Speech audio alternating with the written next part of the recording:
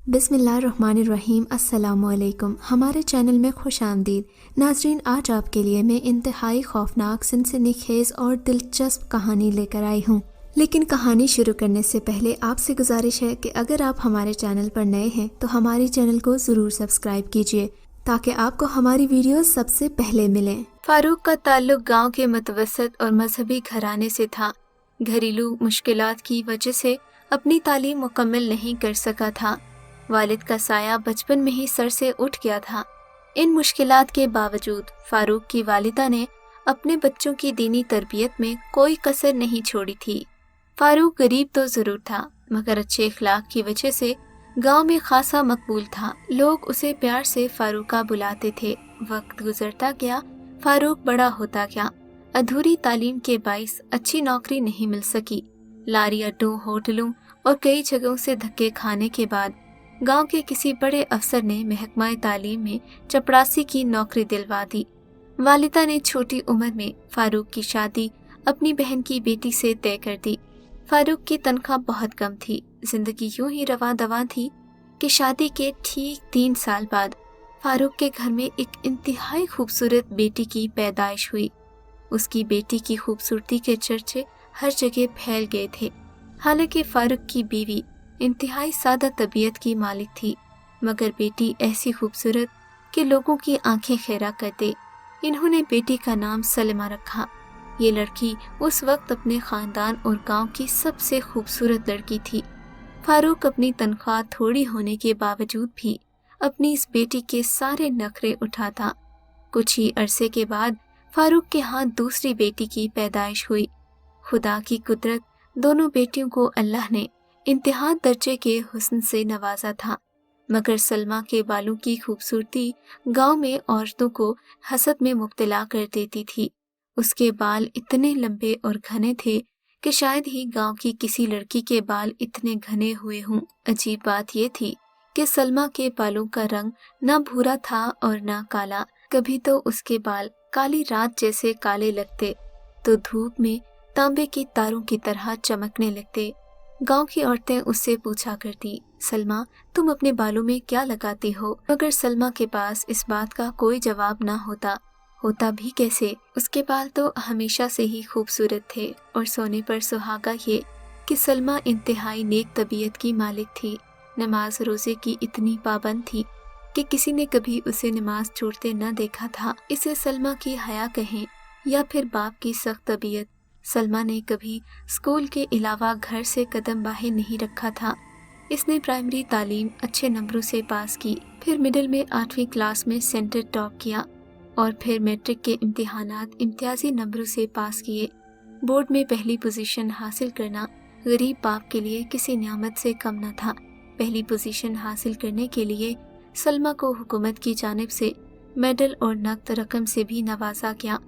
इनाम में मिलने वाली नकद रकम अगरचे कॉलेज की तालीम के लिए नाकाफी थी, मगर फिर भी फारूक की गहरी ख्वाहिश थी कि उसकी बेटी शहर के किसी प्राइवेट कॉलेज में दाखिला हासिल कर सके। मगर फिर भी अपनी बसात के मुताबिक वो जो कर सकता था, उसने सलमा को शहर के बेहतरीन कॉलेज में दाखिल करवा दिया। यहाँ आते ही सलमा के लंबे बालों और खूबसूरती की शोहरत फैल गई। लोग उसके तालीमी हुनर को भूल गए और लड़कियां उसके बालों के गुण गाने लगी। मगर किसे पता था कि सलमा की यही लंबी काली जुल्फें उसके लिए किसी मुसीबत का बायस बन जाएंगी। इन्हीं दिनों सलमा की तबीयत में अजीब सी तब्दीली आने लगी। उसे कॉलेज आने के लिए अपने गांव से एक लंबा सफर करना पड़ता था। सलमा का गांव दूर दराज की पहाड़ी के दामन में वाक़ था, जो एक पगडंडी रास्ते के जरिए शहर से मुंसलिक था। अगरचे गांव की आबादी कम थी, मगर फिर भी गांव के राहगीर आते जाते थे। सलमा के कॉलेज का रास्ता बहुत दुश्वार था, उसमें घना जंगल भी पड़ता था।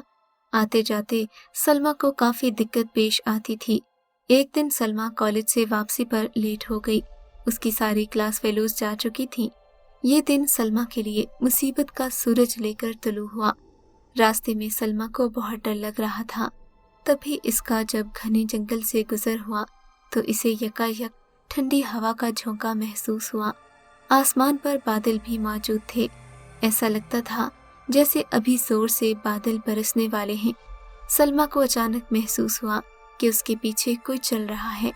काफी देर चलने के बाद किसी ने सलमा को आवाज दी, सलमा रुक जाओ। मगर सलमा ने पीछे मुड़कर न देखा था।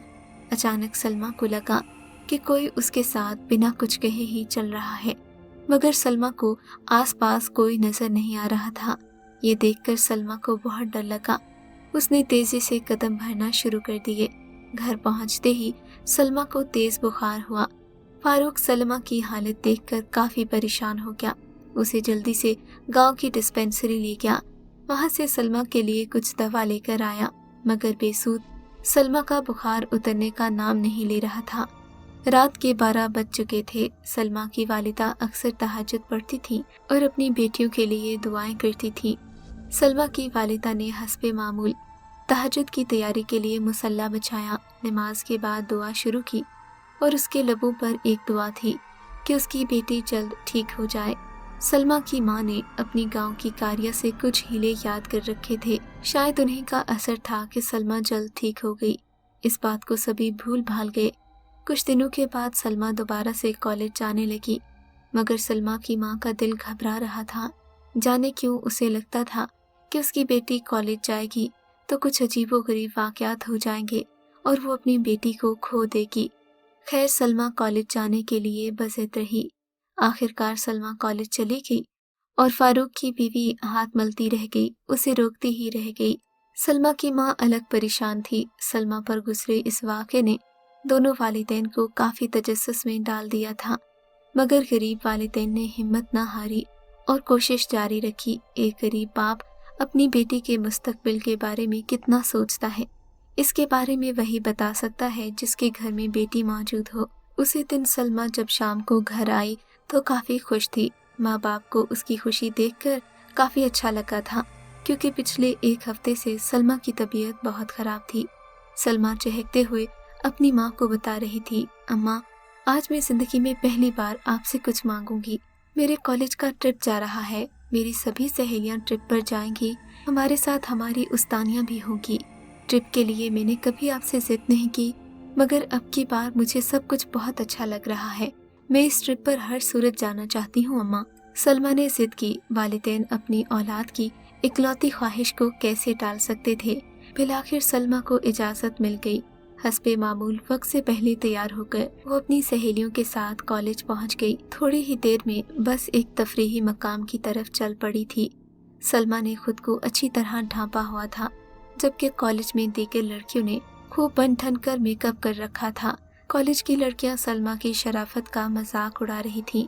खैर, थोड़ी ही देर के बाद ये लोग एक खूबसूरत पहाड़ी सिलसिले पर मुश्तमिल एक खूबसूरत सब्जाजार मुकाम पर पहुंच गए थे। यहाँ पर एक दरिया भी था, एक सरसब्ज वादी और एक बहती नदी। वादी का हुस्न सलमा और उसके ग्रुप को किसी सहर में मुब्तला कर रहा था। ये वादी अपने अंदर इंसानी आंख से ओझल कुदरत की बेशुमार पोशीदा मखलूकात समोए हुई थी, जिसका अहाता करना इंसानी जहन की बस की बात नहीं थी। सब लड़कियां इन कुदरती नज़ारों से अपनी आंखें ठंडी कर रही थीं। यहाँ का मौसम काफ़ी खुशगवार था। गर्मी का तो गुमान भी पैदा नहीं होता था, मगर ज़्यादा घूमने फिरने की वजह से सलमा को बहुत प्यास लग रही थी। उसे थकावट भी बहुत हो रही थी। सलमा का ग्रुप प्यास बुझाने के लिए एक बड़े चश्मे के करीब रुक गया। सभी लड़कियों ने बारी बारी हाथ का प्याला बनाकर पानी पिया। बाकी लड़कियों की तरह सलमा ने भी आगे बढ़कर पानी पीना चाहा, मगर तभी उसका पांव फिसल गया। कुछ मिट्टी उसके कपड़ों पर तो कुछ उसके चेहरे पर लग गई थी। वो अपना मुंह धोने के लिए आगे बढ़ी। उसने अपना नकाब नीचे किया। सलमा को क्या पता था कि इंसानी आबादी से दूर ये दिलकश वादी, जिस पर कुदरत मेहरबान थी, अपने अंदर इंसानी आंखों से ओझल जिन्नात का बसेरा रखती थी, जिसका पता कहानी के आखिर में भी आएगा। जो ही सलमा ने अपना नकाब नीचे किया और अपने खूबसूरत चेहरे को अयां किया, अपने मुंह को ठंडे चश्मे के छींटों से तरोताज़ा करने लगी, तभी उसे लगा उस कर दिया। 2-3 बार से ज़्यादा जब उसने ये अमल दोहराया तो ग्रुप की बाकी लड़कियां उसे मशकूक नज़रों से देखने लगीं। वो शर्मिंदा सी होकर अपने बाल बांधने लगी। सलमा बोझल तबीयत के साथ घर पहुंची थी। उसकी तबीयत काफ़ी बिगड़ी हुई थी। माँ तो पहले ही अपनी बेटी के घर से जाने पर परेशान होती थी, आज तो उन्हें बहुत फिक्र लाहक थी। सलमा की उजड़ी तबीयत देखकर इन्हें बहुत परेशानी हुई। मना भी किया था ना बेटी कि इस मौसम में मत जाओ, बदलता मौसम है, बुखार लग जाता है। और फिर मेरी बेटी है भी तो इतनी खूबसूरत। इन्होंने अपनी बेटी की नज़र उतारते हुए कहा। हस्बे मामूल नमाज के बाद कुछ वज़ाइफ पढ़कर पानी पर फूंके और उसे पिलाया। चंद लम्हों बाद सलमा की तबीयत तो संभल गई, मगर सलमा का वादी चश्मे पर पानी पीना, बाल खोलना, खूबसूरत चेहरे पर पानी की छींटे मारना जिंदगी के एक नए मोड़ पर उसे ले आया था। ये अगले दिन की बात है। सलमा जो सुबह सवेरे ही उठकर फजर की नमाज की तैयारी किया करती थी, आज बेसुध बिस्तर पर पड़ी थी। सलमा की माँ ने उसे जगाने की बहुत कोशिश की, मगर वो काफ़ी देर बाद आंखें मलती उठी। सलमा अपनी माँ बाप की बहुत अदब करती थी, मगर आज सलमा के लहजे में अजीब सा चिड़चिड़ापन और बदतमीजी थी। ऐसा लग रहा था उसे अपने माँ बाप की कोई परवाह न थी। वो हर एक से उखड़े उखड़े अंदाज में बात करती, बार बार आईने के सामने जाती और अपने बालों को संवारती। ऐसा लगता था सलमा को अपने बेनियाज हुस्न की अब परवाह होने लगी है, या वो किसी के लिए बनने संवरने लगी है। सलमा की आदतें धीरे धीरे बदल रही थीं। वो जो अपने सर को हमेशा ढांप कर रखती, अब अपने बालों को जा बजा खोलने लगी। माँ ने उसे लाख बार समझाया, बेटी बाल मत खोला करो, ये औरत की हया का जेवर होते हैं, इसे छुपा कर रखो। मगर सलमा तो पहले वाली सलमा न रही थी। माँ बाप को उसके तेवर देखकर अब खौफ आने लगा था। तभी सलमा की माँ ने रात को फारूक के आते ही उससे बात छेड़ी। मैं तो कहती हूँ हमें अपनी बेटी के लिए कोई अच्छा बर देखना चाहिए। आप तो जानते हैं बेटियों को बड़े होते देर नहीं लगती, और अब जबकि सलमा शादी के काबिल हो गई है तो फिर हमें किस बात का इंतजार है। फारूक भी इस बात को समझ गया था कि शायद बेटी की माँ दबे लफ्जों में कुछ और कहना चाहती है। उसने इस बात को एक वार्निंग की तरह लिया और फिर पूरे गांव में उसका रिश्ता तलाश करना शुरू कर दिया। खुशकिस्मती से सलमा ने खतीब साहिब के बेटे का रिश्ता खुशदिली से कबूल कर लिया। मजहबी घराना था, मंगनी के झंझट में न पड़ते हुए शादी की तारीख का ऐलान कर दिया गया। अगले हफ्ते शादी थी। सलमा की शादी की तैयारियां जोरों शोर से जारी थीं, मगर सलमा कहीं गुमसुम रहने लगी थी। ऐसा लगता था कि सलमा को इस शादी से कोई खुशी नहीं है। वो अजीबो गरीब हरकतें करती, कभी तो खुश होती, कभी अपनी शादी वाले जोड़े उठा उठा कर फेंकती। उसके रवैये की किसी को समझ न आती। खैर इसी तरह ऊंच नीच लगी रही। शादी का दिन आन पहुंचा। निकाह से एक घंटा पहले सलमा ने ज़ारो कतार रोना शुरू कर दिया। माँ और सहेलियों ने पूछा कि क्या हुआ है, तो बोली, मुझे कमरे में अकेला छोड़ दें, वरना मैं इस निकाह से इनकार कर दूंगी। सलमा की जिद अनोखी थी। बहरहाल निकाह होने में एक ही घंटा बाकी था। माँ ने लड़कियों को कमरे से बाहर निकाल दिया। कहा कि जब सलमा को हमारे यहाँ रहने पर एतराज़ है तो फिर उसे अकेला छोड़ देना चाहिए। मगर सलमा की माँ को क्या पता था कि वो कितनी बड़ी गलती कर रही है। थोड़ी ही देर गुजरी थी कि निकाह ख्वाह सलमा के कमरे में दाखिल हुआ। फितरी शराफत की वजह से निकाह वाले मौलवी साहिब ने सलमा को आवाज़ नहीं दी। वो कुर्सी पर बैठ गए कि सलमा का बाप खुद ही बेटी को आगे ले आएगा।